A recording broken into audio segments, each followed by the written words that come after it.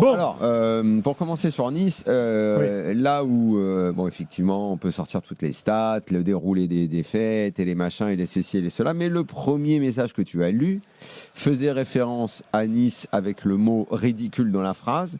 Et là, je ne suis pas d'accord. Parce que Nice n'a pas été ridicule ce soir. Oh, si. Nice a joué une équipe plus forte. Nice a perdu. Je suis pas d'accord. Nice n'a pas été ridicule.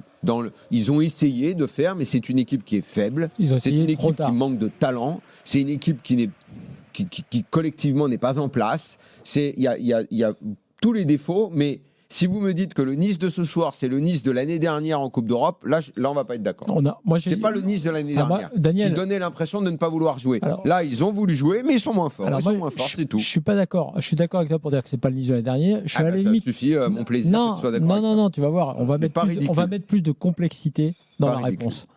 Moi, j'ai juste dit ridicule. Alors en fait, effectivement, ils n'ont pas été ridicules. Ils ont été. Alors voilà. Ouais, mais ils ont été c'est pas bien, insuffisant. Oui, mais mais c'est pas bien parce que mais c'est trop souvent.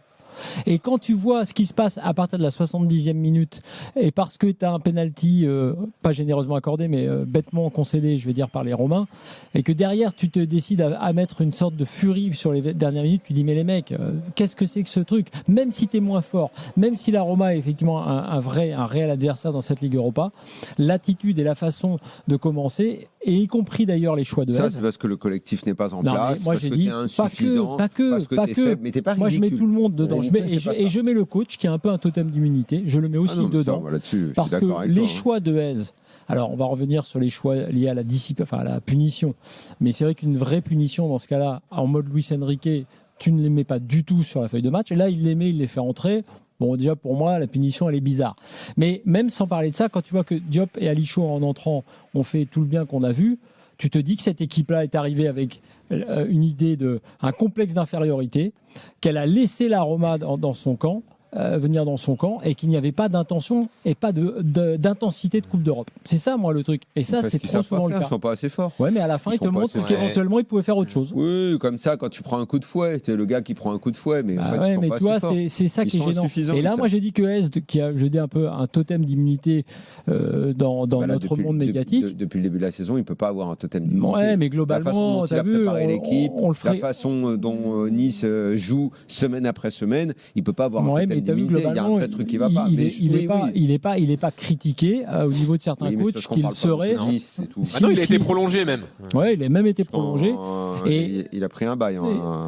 Et donc, juste pour terminer sur Hez quand même et sur la façon d'aborder ce match, quand tu as justement eu ce précédent, c'est-à-dire cette saison passée catastrophique en Coupe d'Europe, je pense que et même si effectivement tu as des soucis dans la mise en place de ton jeu, de ton équipe, et même si en plus tu te rajoutes des soucis avec cette histoire disciplinaire, dans l'attitude, dans l'intention, je pense pas qu'il ait laissé penser à ses joueurs qu'il était possible de faire autre chose. Et tu ne me feras pas penser que la Roma, même s'ils sont forts, c'était un épouvantail tel que tu étais obligé d'être dans ta moitié de terrain en permanence à subir les assauts en première mi-temps.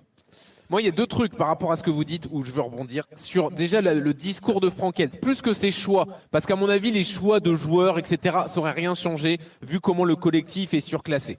Ça, déjà, moi, je l'évacue. En revanche, sur le discours, effectivement, Flo, moi, je vais dans ton sens, parce que ce qu'il a dit en conférence de presse, c'était oui, vous savez, si on attend de gagner des matchs pour être heureux, on ne sera pas souvent heureux, donc il faut dédramatiser, il faut prendre du plaisir. Je vois des bonnes choses à l'entraînement, mais je l'ai senti à vouloir dédramatiser l'événement et la saison dernière, etc.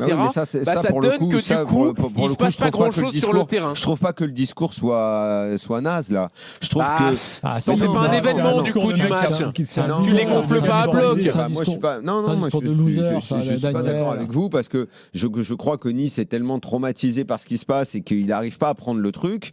On peut arriver à la même conclusion.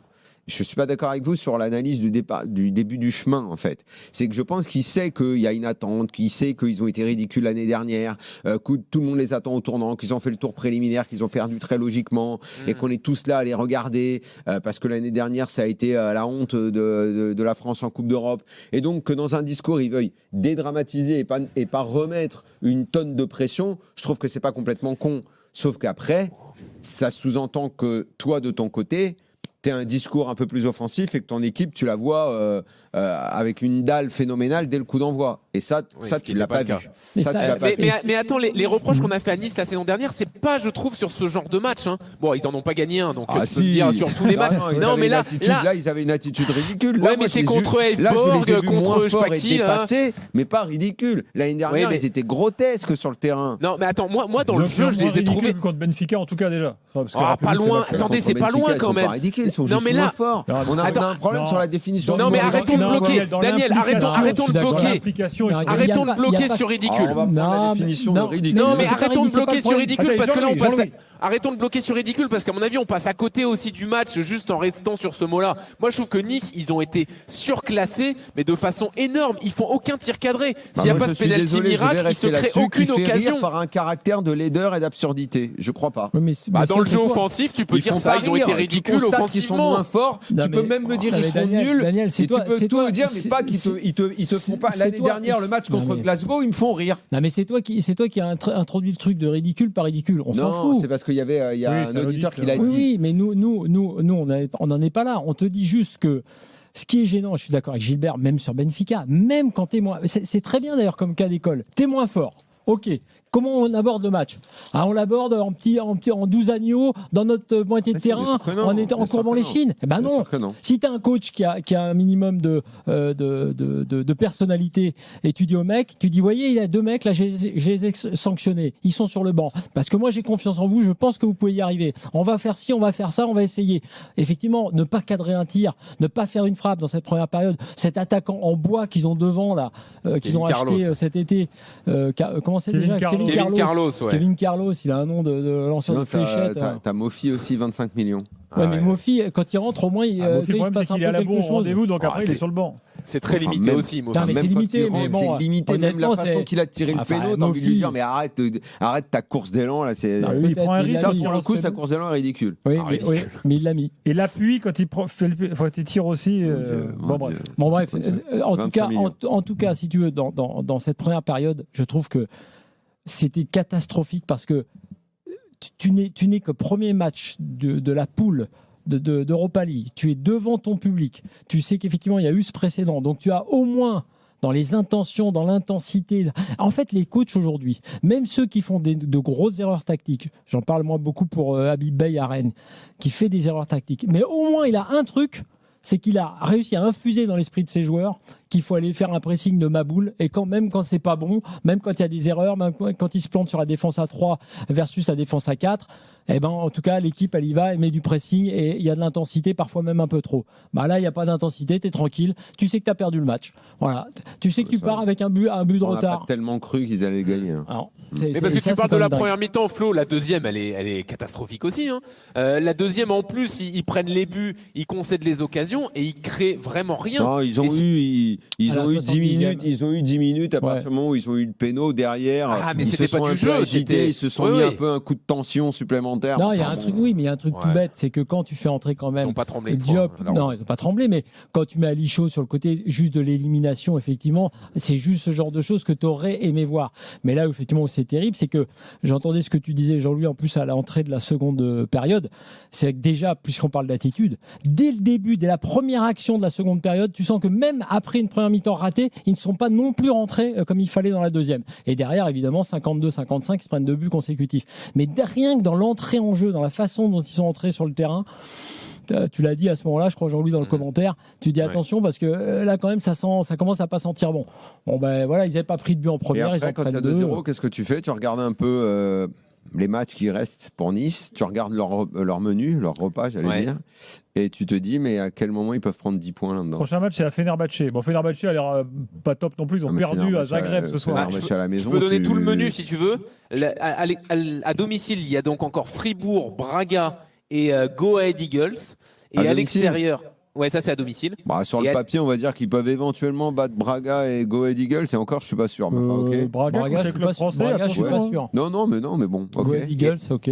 Et à l'extérieur, tu vas à Fenerbahçe, au Celta Vigo, à Porto et à Ludogorets. Non.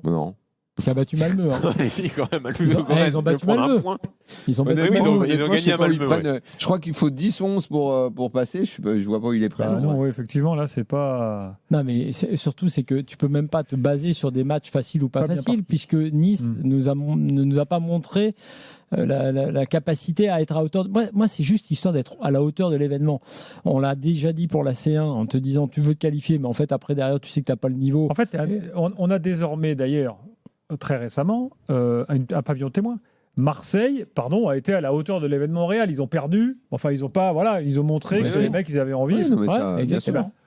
Voilà, on aimerait être moins fort et faire un bon match. Monaco était l'inverse. C'est les frères de la côte. Monaco a été, alors pour le coup, pas loin d'être ridicule. Là, on est d'accord. Ah bah Bruges, ils sont complètement ridicules. Là, si on veut jouer sur le terme. C'est marrant de voir que, je sais pas si c'est le climat émollient de la Côte d'Azur, mais. Stéphane est avec nous au 32-16. Salut Stéphane. Bonsoir tout le monde. Bonsoir. Est-ce que ça te surprend que l'after ouvre un restaurant ?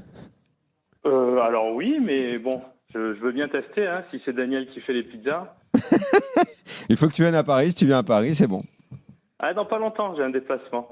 Si tu as un déplacement à Paris, tu peux venir. Boulogne, c'est collé à Paris. Tu réserves, tu viens déjeuner. Et comme j'y suis pas mal, et Gilbert aussi, il y a des chances qu'on se croise. On y est quand même avec Gilbert. Avec plaisir, ça me remontera le moral. Oui, parce que là, ce soir, tu as passé une sale soirée quand même. Ouais, et c'est moi qui ai utilisé le mot ridicule dans le chat. Et alors, je l'ai utilisé, mais ça englobe tout, ça englobe même l'avant-match. Tu vois, quand tu es niçois, supporter niçois, et que tu apprends que tu as 2 joueurs qui sont suspendus, qui ne seront pas au départ 2 titulaires, tu vois, déjà, on est ridicule en Europe. Et quand tu apprends ça avant le match, tu te dis, on est sur la lignée de tout ce qui se passe depuis le début de saison. Et moi j'en veux énormément à Flo Maurice et à son recrutement en carton. Vraiment. Quand vous voyez le déménageur qu'on a en pointe, qui a peut-être pas le niveau Ligue 2. Je ne sais pas s'il n'y a pas le niveau Ligue 2, mais je pense qu'effectivement, il y a plusieurs choses. Je pense que tout le monde en veut à tout le monde dans ce club. C'est-à-dire que Francaise, à un moment donné, en a voulu à ses dirigeants parce qu'il s'est dit l'an dernier où est-ce que j'ai mis les pieds. Apparemment, finalement, il se contente du business un peu et du projet. Il a accepté le truc, il a prolongé. Bon, ok. Moi, dans son discours, comme disait Jean-Louis tout à l'heure, je vois pas vraiment d'ambition parce qu'évidemment, tu sens que Ratcliffe, le club, il en a rien à foutre. Donc les supporters ont raison d'en vouloir à Ratcliffe. Moi, effectivement, j'en voudrais un peu à Francaise parce que si tes joueurs sont comme ça en retard, tu peux aussi te demander si dans ce cas-là, c'est pas aussi en partie le staff qui vise pas assez les boulons. C'est dans les deux sens. Après, je te le dis aussi dans la gestion de cette punition, alors ça aurait été peut-être pire, mais les exclure du groupe. Vraiment, c'est dans ce cas-là ne pas les mettre sur le banc. Là, même pour ton groupe, c'est un peu bizarre parce que tu les fais entrer un peu en essayant d'en faire des sauveurs à la 70e. Voilà, les supporters en veulent aux joueurs. Les joueurs eux-mêmes, on n'a pas l'impression qu'ils soient ultra motivés, et qu'ils soient à la hauteur, en tout cas, de l'événement, notamment en Europe. Moi, je trouve que c'est plutôt que ridicule, c'est plutôt triste. Parce qu'en fait, on est parti il y a quelques années d'un truc où tu avais une ambition, où on avait laissé croire qu'il y avait une vraie ambition pour ce club, qui est une grande ville en France, qui a une histoire aussi même de titres dans les années 50. Enfin bref, il y avait quelque chose à raconter, on a pu y croire. On sait très bien maintenant depuis plusieurs années que c'est plus la peine d'y croire. Et j'ai l'impression que le problème, c'est que maintenant, vraiment personne n'y croit. C'est-à-dire que les joueurs, quand ils sont dans des sommets un petit peu, eux-mêmes n'y croient pas. Et c'est vrai que dans le recrutement, après derrière, tu peux pas y croire non plus. Voilà. Mais en plus, on fait tout de travers. Ce soir, on attend qu'il revient en défense. On s'aperçoit qu'il est au-dessus du lot. Il a 42 ans. Qui sait qui est arrivé au club pour prévoir son remplacement? On sait que cette saison, il a le genou qui grince, que quand il n'est pas là, ce week-end, on a pris 4. Qui est derrière? Flo Maurice a fait la même erreur qu'il a fait à Rennes il y a quelques années. Il recrute que des petits jeunes en défense. Non, mais là, attends, Florian Maurice, il fait ce qu'il peut, Florian Maurice. On lui a coupé le robinet complètement. Attends, on arrête les gros salaires. 9 millions pour Jenson. C'est un joueur offensif, forcément, ça coûte un peu. Mais il a rien pour l'instant. Je suis désolé. Non, mais ce que je veux dire, c'est que on peut tomber sur Francaise, on peut tomber sur Florian Maurice, sur les joueurs, etc. Et d'ailleurs, moi, je suis étonné qu'ils viennent, hein, mais c'est Radcliffe le premier fautif. Comment vous voulez que le club avance, etc. Ça, c'est de notoriété. Il faut de l'argent pour recruter le remplaçant de Dante. Mais alors, attends. Daniel, il n'y a pas longtemps, en a parlé. Alors, ok, la voilure, elle est diminuée au maximum, mais à Nice, on n'est pas les derniers de la charrette au niveau pognon. Hein. On a mais tu as même un très gros budget. Oui, exactement. Le problème est de savoir si aujourd'hui le projet du club avance, ou est-ce que c'est en vente, ou est-ce qu'il y a véritablement un pilote. Il n'y a pas de pilote, le club est en vente, et le projet, depuis qu'il y a Ineos, on ne sait pas où on va. Voilà, on sait pas où on va. Après, là où effectivement, moi je te rejoins, et Jean-Louis, ce qui est important, bien sûr qu'on a compris que les robinets avaient été en partie coupés, mais tu as le 5e budget de la Ligue 1. Tu as le droit aussi, même sur tes petits transferts, Kevin Carlos, c'est 6 millions, ok ? Voilà, moi, s'il est capable de me trouver un attaquant et tu dis, ah, waouh, pas mal, très bien. Moi, Van Aert, moi, je suis pas. Voilà, c'est pas mal, Silu. Moi, je suis pas convaincu. En fait, je trouve que surtout ça ralentit. Kevin Carlos, c'est pas bon. Après, je reviens sur d'autres joueurs. De toute façon, le contexte ne favorise. Au-delà de leur niveau, ne favorise aucun épanouissement. Tu vois, par exemple, après, tu as des joueurs aussi sur la progression. Boga était un des rares arguments offensifs il y a quelques temps. Boga, trop de touches de balle, il ralentit le jeu. L'action juste avant le coup de sifflet de la première période, alors qu'ils ont éventuellement une relance et qu'il reste 30 secondes, ils temporisent, ils arrêtent. Donc, si tu veux, mais ça, c'est le coach. À un moment donné, on peut pas juste dire tout le temps, si t'es coach ou joueur, regardez, on a plus de budget. Parce que Boga, ils ont essayé de le faire partir cet été. C'était un gros salaire, ils lui ont envoyé le message on veut plus de toi, et là il se retrouve titulaire en Europa League. Et donc, comment tu peux espérer? Non, c'est pas qu'il est pas motivé, mais comment tu veux espérer une dynamique collective, un truc positif, alors que tous les mecs sont en vente ou ont des gros salaires, on leur fait comprendre. Tu vois, il n'y a pas une vraie histoire qui s'écrit globalement. Donc après, c'est sûr qu'individuellement, tu pourrais te dire t'en mets un autre, etc., ou t'en recrutes un autre. Mais la vérité, c'est que je pense que ce projet-là, il va dans le mur complètement. Oui. On va écouter un peu Francaise là, qui est en conférence de presse en direct. De sortir de leur pressing, une équipe très forte physiquement, très forte techniquement. On a été amené à jouer dans un premier temps, à sauter un peu le pressing pour essayer justement de ne pas avoir trop de pertes basses. Alors est-ce qu'on aurait pu mieux jouer certaines situations, notamment en première période certainement. Mais on était dans le projet par rapport à ce qu'on voulait faire. Voilà. Donc après, on peut toujours estimer qu'on peut être timide, mais quand vous êtes sur le terrain et que vous devez sortir des pressings adverses ou des contre-pressings, c'est pas si évident que ça, quoi. Voilà. En tout cas, c'est mon analyse. Bon, là, je crois que les choses sont claires. On est bidon, on est très loin de ce niveau, on peut pas y arriver. Ouais, moi, c'est pire que ça. C'est une résignation. C'est ceux qui rediffusent la courbe de Benfica. La courbe de Benfica, c'est la même. Tu vois, moi, c'est l'attitude, c'est ce qu'on appelle le body language, le langage tout court. On était dans le projet, on était dans ce qu'on a voulu faire. Ah, ok. Alors, si c'est ce qu'ils ont vraiment voulu faire et mettre en place, donc ils ont joué en attendant de voir s'ils allaient prendre un but. Oui, et puis quand il dit c'est dur de sortir d'un pressing, c'est vrai, oui, c'est dur de faire un match de haut niveau, oui. Et c'est surtout que le pressing de la Roma en première mi-temps, c'était pas fou. Et on sentait déjà que nous, on était en sur-régime.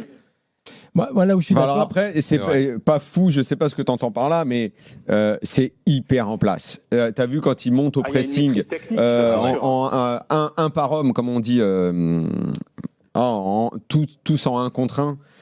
Et qu'en gros, comme dit Francaise, pour sortir de ce pressing-là, il faut soit sauter le milieu, mais alors si tu touches un attaquant, il faut que cet attaquant soit absolument capable de prendre un ballon, de le garder, d'attendre un soutien. Ça veut dire que techniquement, il faut être très habile pour sortir de ce genre de pressing-là.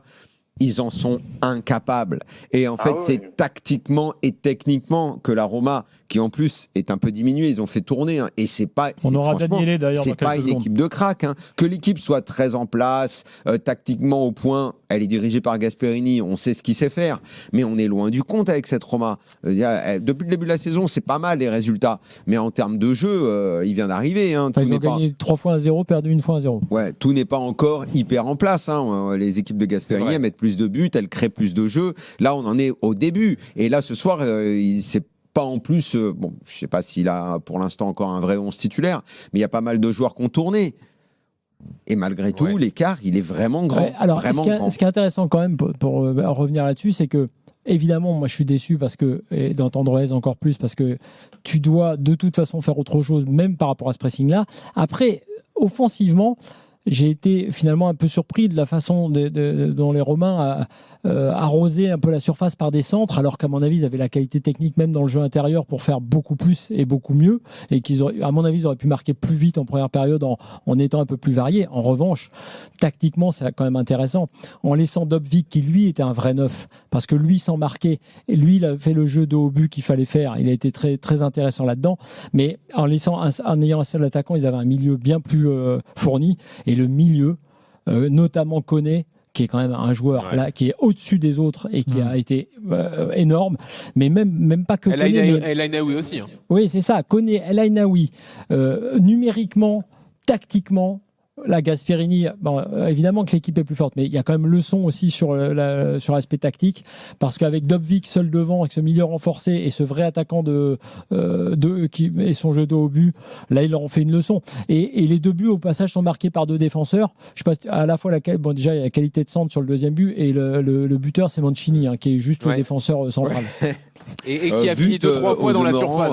Dans la construction, dans la projection. Très, très beau. Oui, très, très bien. Et c'est vrai que techniquement, même Soulé, qui a touché beaucoup de ballons, franchement, moi, alors pour le coup, puisqu'on a parlé de Nice et que j'ai été déçu, c'est évidemment notre prisme, c'est logique ici, mais à l'inverse, j'ai été séduit, y compris par ce beau maillot sans pub, qui ressemblait à un maillot de Palmeiras, mais bon, peu importe. Et le maillot de la Roma, comme celui de la Lazio, n'ont pas de pub, je sais pas. Mais j'aimerais bien si Daniel peut nous dire c'est volontaire. Si c'est un choix, parce qu'il n'y a pas d'équipe qui aujourd'hui se prive même de la somme, même le Barça qui le faisait avant et qui ne le fait plus. On en parle avec Daniel dans quelques instants. Stéphane, merci beaucoup. Merci à vous. Je voudrais vous souhaiter un joyeux anniversaire et merci embrasser Stéphane. Julien et Seb. Voilà. C'est fait, on les embrasse. Bonne soirée. Salut Stéphane, à bientôt.